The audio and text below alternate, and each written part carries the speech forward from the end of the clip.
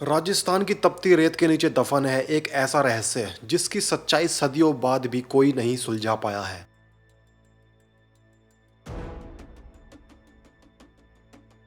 यह है कुलधरा, एक ऐसा गांव जहां इंसान नहीं सिर्फ सन्नाटा और गुस्से में भरी आत्माएं रहती हैं।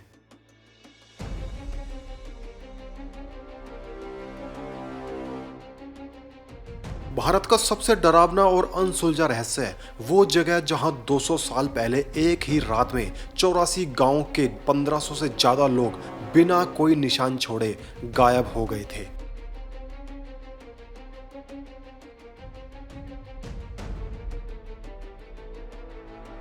ना कोई चीख ना कोई संघर्ष, बस पीछे रह गया एक शाप और ये वीरान खंडर।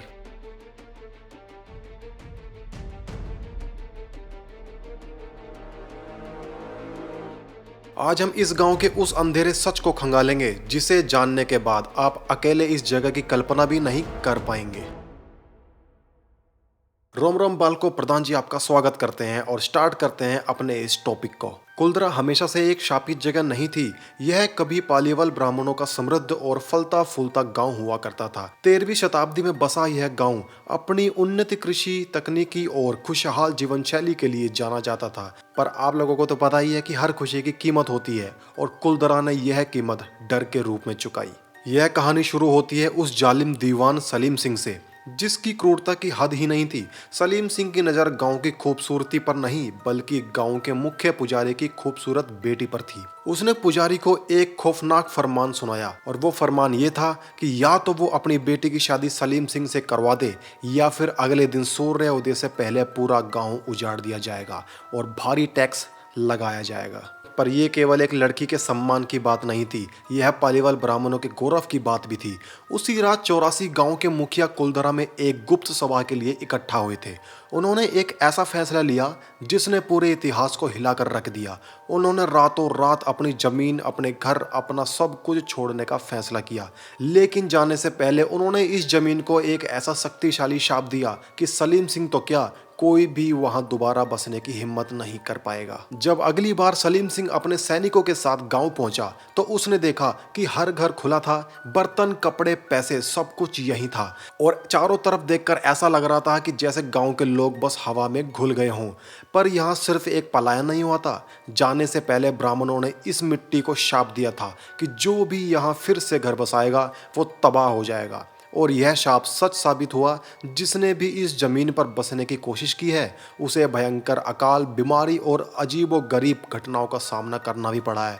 और ये हम नहीं कहते हैं, ये कह रहा है इतिहास। अब इस बात में कितनी सच्चाई है कितनी गलत है वो वहाँ के रहने वाले लोग जाने या फिर जो वहाँ पे आस पड़ोस में अब भी रह रहे हैं वो अच्छी तरह इसको बयां कर पाएंगे। कहा जाता है कि यह गाँव सलीम सिंह से बदला लेने के लिए नहीं बल्कि अपनी पवित्रता को बचाने के लिए शापित हुआ था।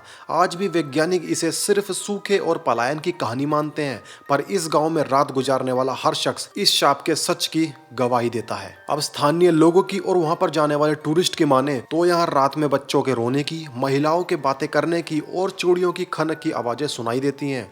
जब कोई वहां जाता है तो आवाजें तुरंत बंद भी हो जाती हैं। ऐसा लगता है जैसे समय यहीं रुक गया है और आत्माएं आज भी अपनी पुरानी जिंदगी जी रही हैं। कई टूरिस्ट और रिसर्च टीम ने यहाँ अजीब अनुभव भी किए हैं। गांव में एंट्री करते ही गाड़ियों के इंजन अचानक गर्म हो जाते हैं और कई बार तो बीच रास्ते में ही बंद हो जाते हैं। स्थानीय लोग इसे पालीवाल आत्माओं की चेतावनी मानते हैं। यहाँ कई पुरानी दीवारों पर मिट्टी में बने बच्चों के हाथ के छोटे छोटे निशान आज भी मिलते हैं जिन्हें हजारों कोशिशों के बाद भी मिटाया नहीं जा सका है। और कई लोगों का तो ये भी कहना है कि यहाँ के तापमान का अचानक बदल जाना सबसे ज्यादा डरावना अभी तक का इतिहास माना गया है।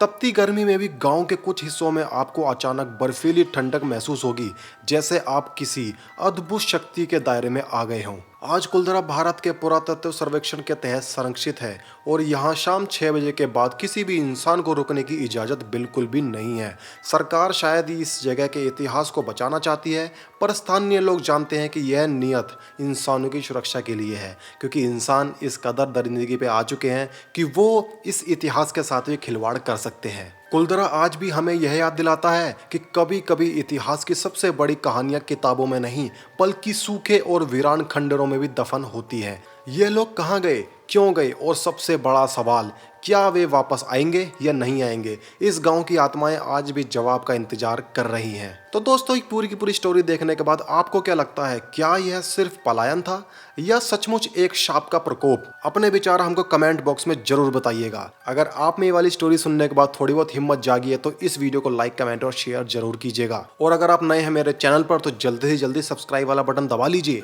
उम्मीद करता हूँ कि आपको ये वाली वीडियो अच्छी लगी होगी। तो जल्दी जल्दी मिलते हैं आपसे एक अनदर वीडियो के अंदर, अनदर एपिसोड के अंदर। तब तक के लिए दोस्तों, जय हिंद।